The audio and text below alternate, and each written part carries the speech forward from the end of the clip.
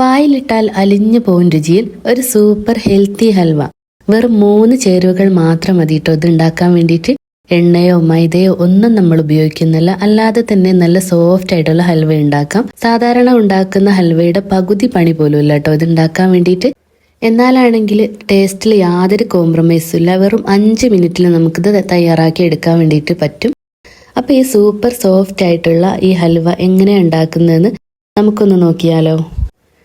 അപ്പോൾ ആദ്യം തന്നെ ഒരു ബൗളിലേക്ക് 1/2 കപ്പ് കോൺഫ്ലവർ പൊടി ചേർത്ത് കൊടുത്തിട്ടുണ്ട്. 125 ഗ്രാമാണ് എടുത്തത്. ഇനി 250 ml കപ്പിൽ 1/2 കപ്പ് വെള്ളം ഇതിലേക്ക് ചേർത്ത് കൊടുത്തിട്ട് കട്ടയില്ലാതെ നന്നായിട്ടൊന്ന് മിക്സ് ചെയ്തെടുക്കണം. കോൺഫ്ലവർ ആയതുകൊണ്ട് തന്നെ കുറച്ചൊരു സമയം വേണ്ടി വരും മിക്സ് ചെയ്തെടുക്കാൻ വേണ്ടിയിട്ട്. അടിയിൽ കട്ട പിടിച്ച് കിടക്കും. അത് ഇതുപോലെ നന്നായിട്ട് ഇളക്കിയിട്ട് മിക്സ് ചെയ്തെടുത്തിട്ട് അതവിടെ മാറ്റി വെക്കാം. ആ സമയം കൊണ്ട് നമുക്കൊരു 3 അണി ശർക്കര എടുത്തിട്ടുണ്ട്. അതിലേക്ക് 1 കപ്പ് വെള്ളം ഒഴിച്ചു കൊടുക്കുക. അതും 250 ml കപ്പിലാണ്. എന്നിട്ട് അതവിടെ തിളപ്പിക്കാൻ വേണ്ടിയിട്ട് വെക്കാം. അതിലേക്ക് ഒരു 2 ഏലക്കായ ചതച്ചിട്ട് കൊടുത്തിട്ടുണ്ട്. ഇത് നമ്മൾ ഹൽവ തയ്യാറാക്കുന്ന സമയത്ത് ഏലക്കാപ്പൊടി കയ്യിലുണ്ടെങ്കിൽ ആ സമയത്ത് ചേർത്ത് കൊടുത്താലും മതിയെ. ഞാൻ ഇതുപോലെ വെള്ളത്തിലേക്ക് ഇട്ട് കൊടുക്കുകയാണ്, ഒരു ഫ്ലേവർ അതിലേക്ക് ഇറങ്ങാൻ വേണ്ടിയിട്ട്. എന്നിട്ട് മധുരം ബാലൻസ് ചെയ്യാൻ വേണ്ടിയിട്ട് ഒരു 3-4 കല്ല് ഉപ്പും കൂടെ ചേർത്ത് കൊടുത്തിട്ടുണ്ട്. അതവിടെ തിളച്ച് വരട്ടെ. ആ സമയം കൊണ്ട് നമുക്ക് ഹൽവ ഉണ്ടാക്കാൻ വേണ്ടിയിട്ടുള്ള ട്രേ തയ്യാറാക്കി വെക്കാം.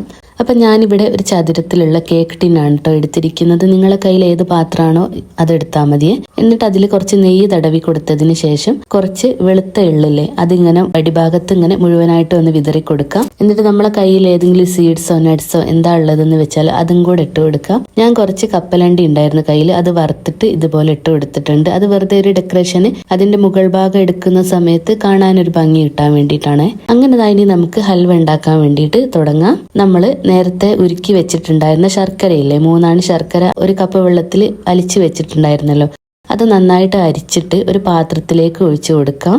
എന്നിട്ട് നമ്മൾ മിക്സ് ആക്കി വെച്ചിട്ടുണ്ടായിരുന്ന കോൺഫ്ലവർ പൊടി ഈ സമയത്ത് ഒന്നുകൂടെ നന്നായിട്ട് ഇളക്കി മിക്സ് ആക്കിയിട്ട് ഇതിലേക്ക് അങ്ങ് ഒഴിച്ചു കൊടുക്കാം.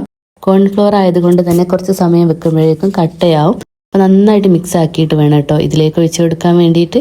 എന്നിട്ട് ലോ ഫ്ലെയിമിൽ ഇട്ടിട്ട് നമുക്കൊന്ന് മിക്സ് ആക്കി എടുക്കാം. കൈ എടുക്കാതെ വേണം കേട്ടോ ഇനി ഇവിടെ നിന്ന് അങ്ങോട്ട് ഇളക്കി കൊടുക്കാൻ വേണ്ടിയിട്ട്. പെട്ടെന്ന് തന്നെ തയ്യാറായി കിട്ടും.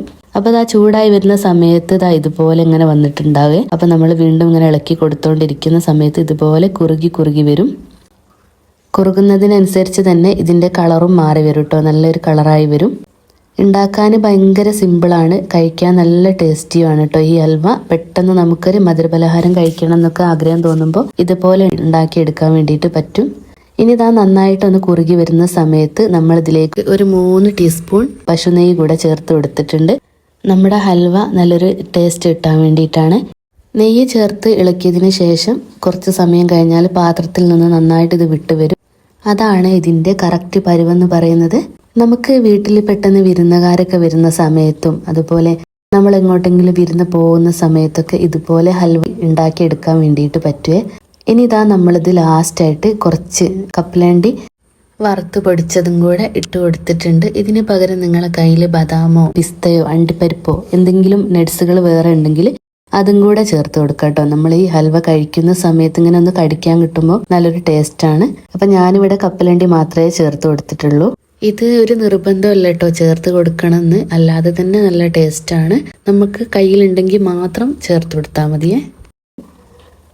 അങ്ങനെ നമ്മളെ പാത്രത്തിൽ നിന്നൊക്കെ ഹൽവ വിട്ട് വന്നിട്ടുണ്ട്. ഇനി നമുക്കിത് ട്രേയിലേക്ക് മാറ്റി കൊടുക്കാം. ആ ചൂടോടെ തന്നെ വേണം കേട്ടോ നമുക്ക് ട്രേയിലേക്ക് ഒഴിച്ചു കൊടുക്കാൻ വേണ്ടിയിട്ട്. കണ്ടില്ലേ, ഇത് കാണാൻ തന്നെ എന്തൊരു ഭംഗിയാണല്ലേ. അങ്ങനെ നമ്മളിത് മുഴുവനും അതിൻ്റെ മുകളിൽ മുഴുവനും നല്ല ലെവലാക്കി കൊടുക്കാം. എല്ലാ ഭാഗത്തും ഒരുപോലെ ആക്കിയതിന് ശേഷം മുകൾ ഭാഗം നല്ല ലെവലാക്കി കൊടുക്കാം കേട്ടോ.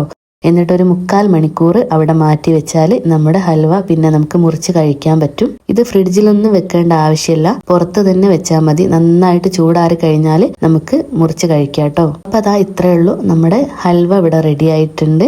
ഇത് നല്ല കട്ടിയിൽ വേണമെന്നുണ്ടെങ്കിൽ നമ്മൾ എടുത്ത അളവില്ലേ അതൊക്കെ ഡബിൾ ആക്കി എടുത്താൽ മതി കേട്ടോ. നമ്മളെ കോൺഫ്ലവറിന്റെയും വെള്ളത്തിന്റെയും ഒക്കെ അളവ് ഡബിൾ ആക്കി എടുത്താൽ നല്ല കട്ടിയുള്ള ഹൽവയായി കിട്ടും. അതുപോലെ തന്നെ ഞാൻ അളവ് പറഞ്ഞതൊക്കെ കപ്പിലാണല്ലോ. ഇനി കപ്പില്ലാന്ന് വിചാരിച്ചിട്ട് വിഷമിക്കേണ്ട. നമ്മൾ ചായ കുടിക്കുന്ന സാധാ ഗ്ലാസ്സില്ലേ അതെടുത്താലും മതി. ഏകദേശം 1 കപ്പും ആ സാധാ ഗ്ലാസും ഒരേ അളവ് തന്നെയാണ്. അപ്പൊ ഏകദേശം 3/4 മണിക്കൂർ കഴിഞ്ഞിട്ടുണ്ട്. നമുക്കൊന്ന് മുറിച്ച് നോക്കാം. അപ്പൊ അതാ മുറിക്കുമ്പോ നിങ്ങൾ കാണുന്നില്ലേ, ഭയങ്കര സോഫ്റ്റ് ആയതുകൊണ്ട് തന്നെ കണ്ടോ, മെല്ലെ കത്തി അവിടെ ഒന്ന് വെച്ച് കൊടുക്കേണ്ട താമസമേ ഉള്ളൂ കേട്ടോ. അത്രക്കും സോഫ്റ്റ് ആണ്.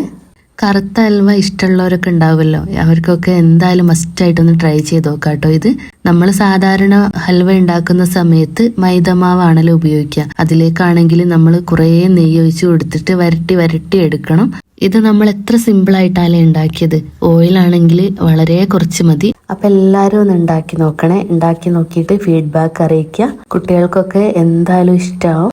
അപ്പൊ ഇത്രയേ ഉള്ളൂ. വീഡിയോ ഇഷ്ടമായിട്ടുണ്ടെങ്കിൽ ഒന്ന് ലൈക്ക് ചെയ്യാനും കമന്റ് ചെയ്യാനും അതുപോലെ തന്നെ ചാനൽ ഒന്ന് സബ്സ്ക്രൈബ് ചെയ്ത് സപ്പോർട്ട് ചെയ്യാനും മറക്കരുത്.